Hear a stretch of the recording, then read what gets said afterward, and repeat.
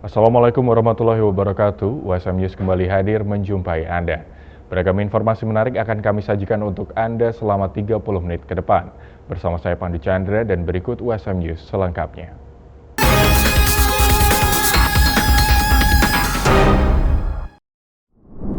Unit kegiatan mahasiswa tenis meja Universitas Semarang menggelar coaching klinik beberapa waktu lalu.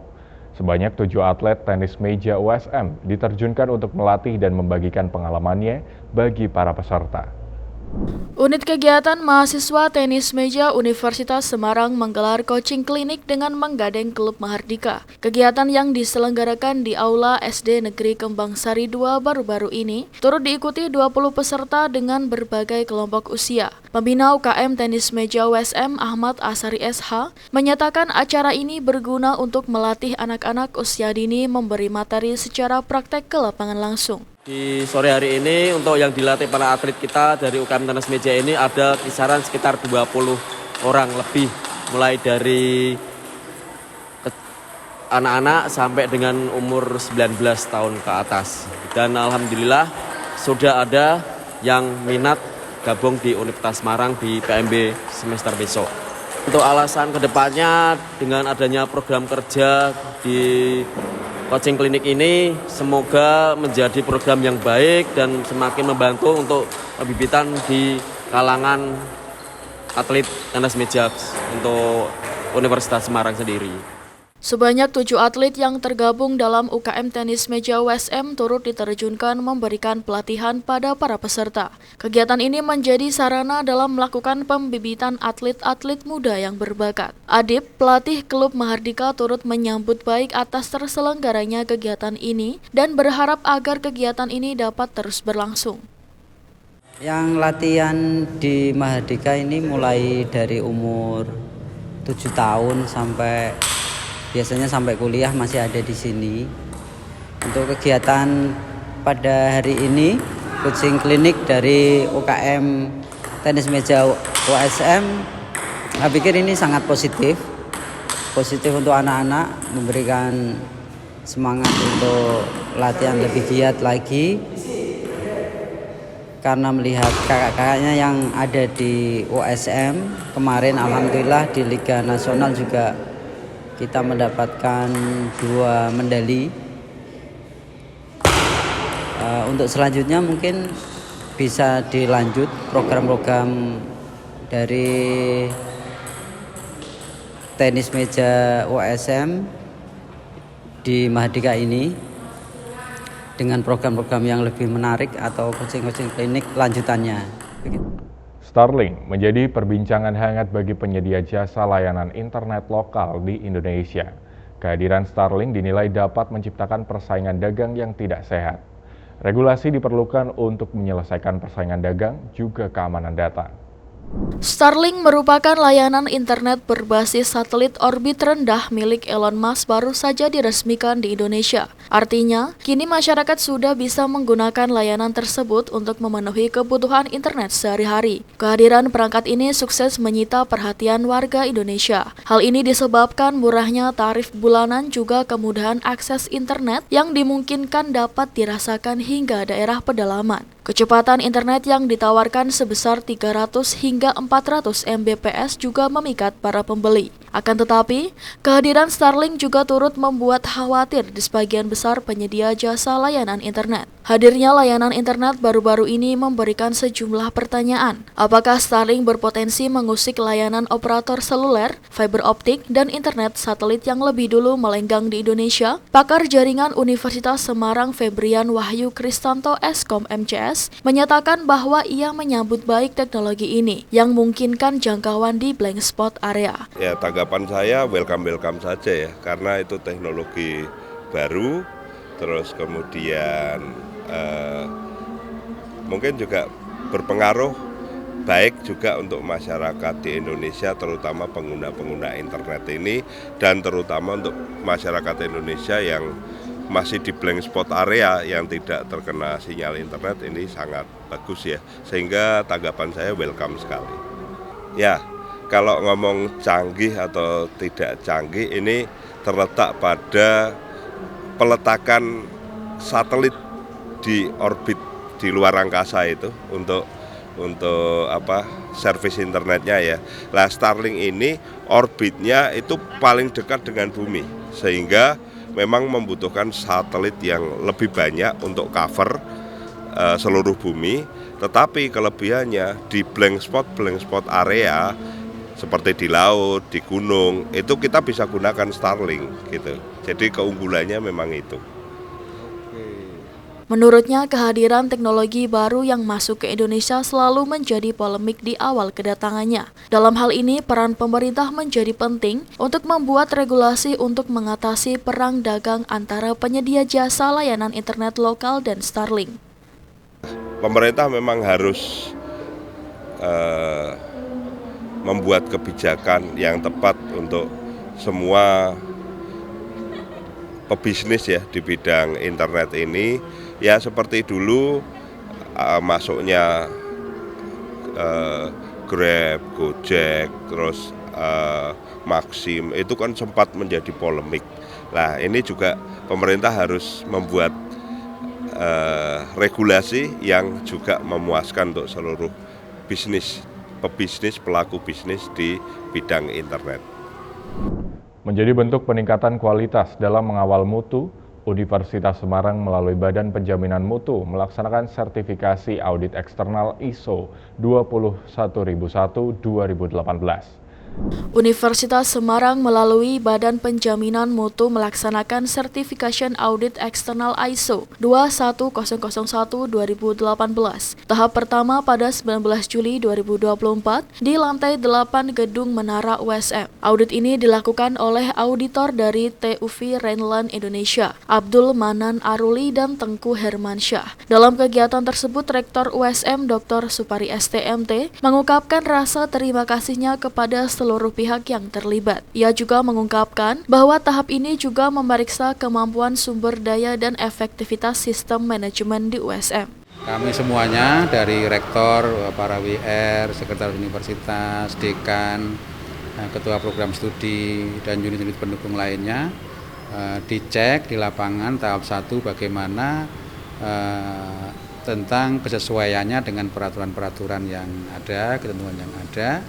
Kemudian dicek tentang kemampuan sumber dayanya dan dicek tentang efektivitasnya. USM akan menjalani beberapa tahap dalam standarisasi ISO 21001-2018 yang akan berlangsung hingga Agustus 2024 nanti. Sertifikasi ISO menjadi penting dalam perjalanan Universitas Semarang karena hal ini menjadi bukti terhadap kualitas sistem manajemen pendidikan tinggi di USM dalam mengawal mutu input, proses, dan output pendidikan.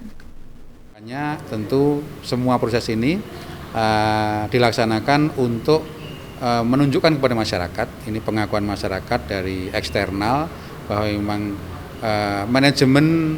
sistem manajemen pendidikan tinggi di USM itu adalah sistem manajemen yang bermutu untuk mengawal mutu input, mutu proses maupun mutu output dari proses pendidikan di USM. Mohon doanya agar di awal Agustus nanti kami lolos juga di tahap kedua sehingga kita dinyatakan tersertifikasi ISO 21001-2018 tentang sistem manajemen operasional pendidikan tinggi di USM. Lomba Gerakan Aksi Paskibra atau GAP 8 tahun ini akan digelar. Kejuaraan yang diselenggarakan pada minggu mendatang sukses mengundang perhatian berbagai sekolah di Jawa Tengah. Sebanyak 31 tim akan berlaga dalam perlombaan ini. Unit kegiatan mahasiswa Paskibra Universitas Semarang akan menyelenggarakan Lomba Gerakan Aksi Paskibra atau GAP 8 tahun 2024 pada 28 Juli 2024 mendatang. Kejuaraan Paskibra tingkat nasional itu akan diselenggarakan di Gelora Profesor Sudarto USM. Total sebanyak 31 tim yang tersebar di Jawa Tengah akan turut berlaga dalam kejuaraan ini. Wakil Rektor 3 USM Dr. Muhammad Junaidi SIMH mengungkapkan mengungkapkan bahwa kejuaraan ini merupakan event tahunan yang rutin digelar. Ia juga mengapresiasi atas kesiapan 31 tim yang nantinya akan berlaga dalam kegiatan ini. Lomba Gerakan Aksi Paskibra atau GAP 8 yang digelar untuk meramaikan Hari Kemerdekaan Republik Indonesia ini juga menjadi sarana dalam mengenalkan Universitas Semarang di kalangan siswa-siswi SMA sederajat. Tak hanya itu, lomba ini juga dapat menumbuhkan dan meningkatkan jiwa nasionalisme juga cinta tanah air untuk generasi muda yang nantinya menjadi pemimpin-pemimpin bangsa. Ketua Panitia Ma'atus Solekah mengatakan, tema pada GAP kali ini yaitu Satria Prakasa Bak Gatot Kaca Wiralir Srikandi, yang artinya pasukan perkasa layaknya Gatot Kaca pemberani bagaikan Srikandi. Para peserta nantinya akan berlomba untuk memperebutkan piala bergilir, piala tetap, dan uang pembinaan yang telah disediakan. Seorang kepala desa di Blora dipecat lantaran berselingkuh dengan anak buahnya. Ironinya, kedua pejabat desa tersebut masing-masing sudah berkeluarga dan memiliki anak.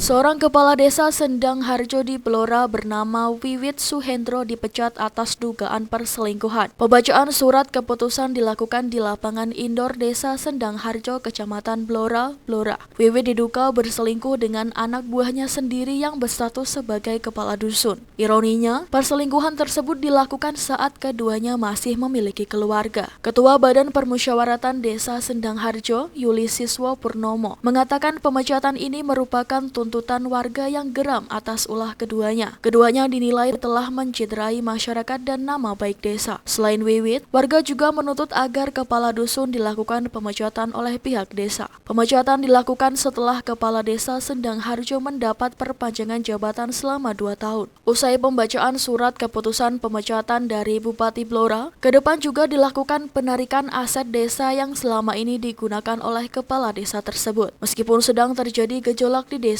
namun pelayanan untuk masyarakat tidak mengalami kendala, tetap berjalan seperti biasa.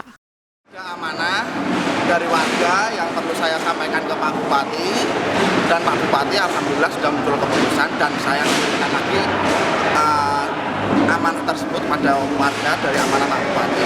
Nah, untuk pertemuan hari ini seperti keputusan dari Bupati apa itu, Pak? Keputusan dari Bupati itu memberhentikan secara hormat Kepala Desa Sendang Harjo atas nama Pak Wiwit Suhendro per tanggal 19 Juli 2020. Itu karena permasalahannya seperti melanggar PP 10 itu DSK-nya ada semua, nanti jenengan bisa koordinasi dengan sekretaris kami terkait SK tersebut, dan BPD juga kemarin sudah menyampaikan poin-poin apa saja, pelanggaran apa saja yang dilakukan kepala desa.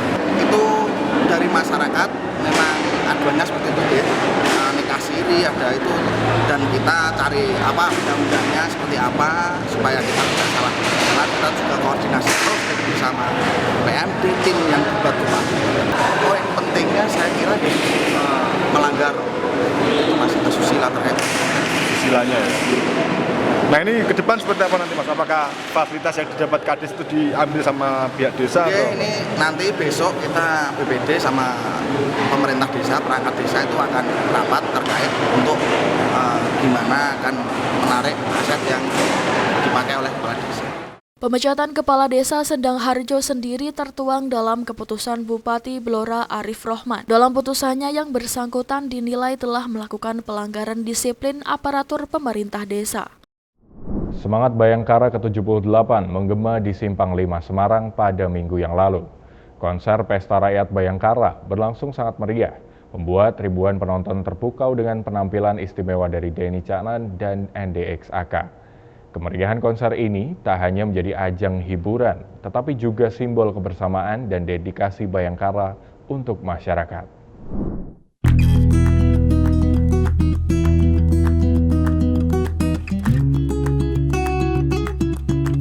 Halo pemirsa, selamat datang di lapangan Simpang 5 Semarang. Saya Citra. Hari ini, tanggal 17 Juli 2024, akan diadakan konser Pesta Rakyat Bayangkara yang mengusung semangat Bayangkara ke-78 Polda Jateng. Konser ini menampilkan penampilan dari Denny Caknan dan NDXAK. Mari kita jelajahi bersama keseruannya. Di sini sudah mulai ramai dengan penonton yang antusias. menyambut penampilan dari Hendrik Saka dan Denny Caknan.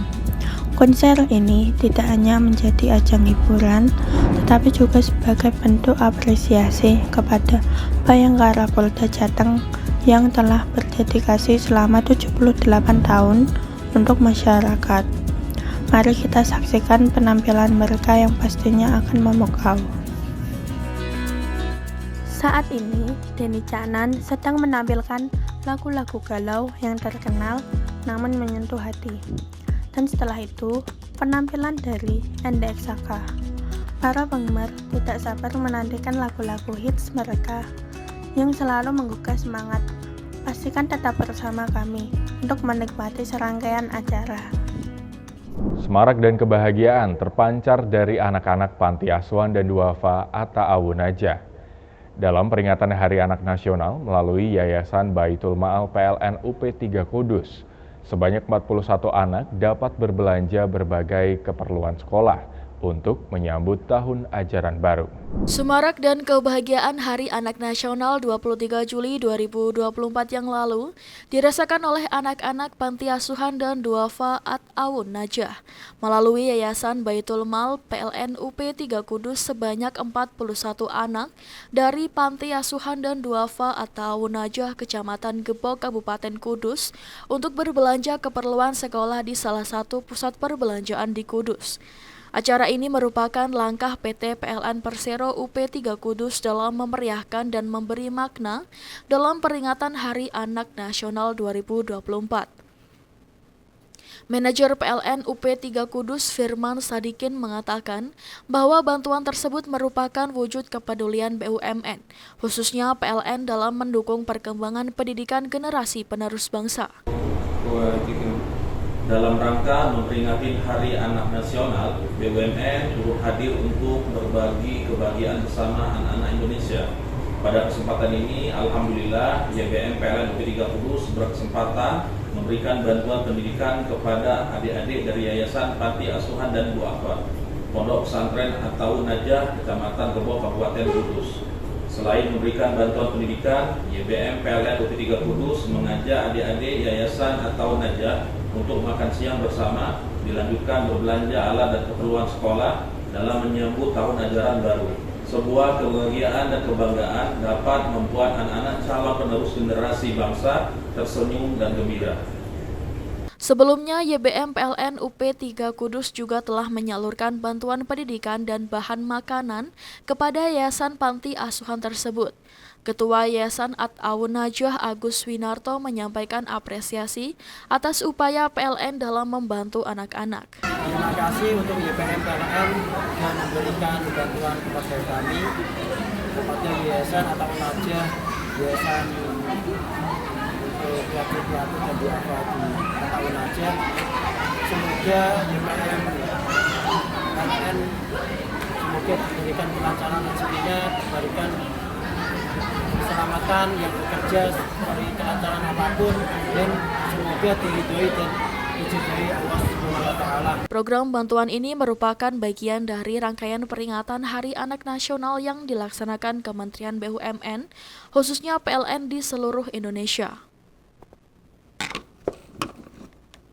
Pemirsa, Perdana Menteri Israel Benjamin Netanyahu kembali berkunjung ke Amerika Serikat, kali ini untuk berpidato di depan Kongres AS. Di tengah kemelut di Gaza dan mundurnya Presiden Joe Biden dari pencalonan Pilpres, Netanyahu mencoba mencari landasan dukungan bagi Israel. Selengkapnya dalam liputan VOA. Informasi ini sekaligus menutup perjumpaan kita di hari ini. Saksikan terus USM News hanya di USM TV. Saya Pandu Chandra dan seluruh kru yang bertugas pamit undur diri. Terima kasih. Wassalamualaikum warahmatullahi wabarakatuh. Di saat serangan Israel ke bagian timur Khan Yunis menewaskan belasan orang dengan ratusan lain dievakuasi, Perdana Menteri Israel Benjamin Netanyahu bertolak ke Amerika Serikat menghadapi pertarungan lain politik Amerika Serikat yang baru saja ditinggalkan petahana Presiden Joe Biden yang memutuskan untuk mundur dari pencalonan kembalinya. And I will tell my friends on both sides of the aisle that regardless who the American people choose as their next president, Israel remains America's indispensable and strong ally in the Middle East. Itu yang ia sampaikan ke publik. Tapi menurut analis, dalam kontestasi perebutan Gedung Putih antara Wakil Presiden Kamala Harris dan mantan Presiden Donald Trump, Netanyahu lebih mendukung calon dari Partai Republik. The Republicans are more supportive of Israel's security agenda, and that would be true whoever was in power in Israel. But the second thing is they're more forgiving of Israel's right-wing government and its policies towards the Palestinians. Netanyahu dilaporkan meminta pertemuan dengan Donald Trump yang pada masa jabatan yang lalu meluncurkan kebijakan pro-Israel yang signifikan. Semasa menjabat, Donald Trump jadi perantara kesepakatan Abraham atau Abraham Accord yang menormalisasi hubungan diplomatik Israel dengan Uni Emirat Arab dan Bahrain. Ia juga memindahkan kedutaan besar Amerika Serikat dari Tel Aviv ke Yerusalem yang disengketakan kedua pihak yang bertikai serta mengakui aneksasi Israel atas dataran tinggi Golan. Analis lain menilai ada kemungkinan Harris tak akan memberikan dukungan penuh ke Israel seperti yang diinginkan Netanyahu.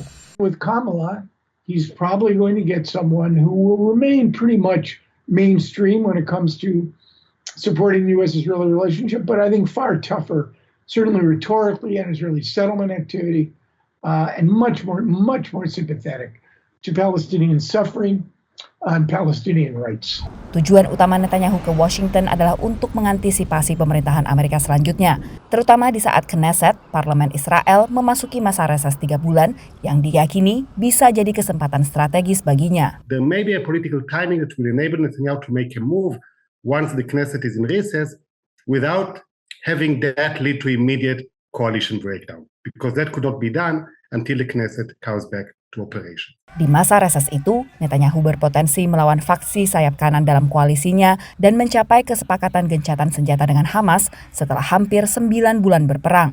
Pekan lalu, Menlu AS optimistis kesepakatan tersebut akan tercapai. I believe we're inside the 10-yard line and driving toward the goal line and getting an agreement that would produce a ceasefire, get the hostages home, and put us on a better track to trying to build lasting peace and stability.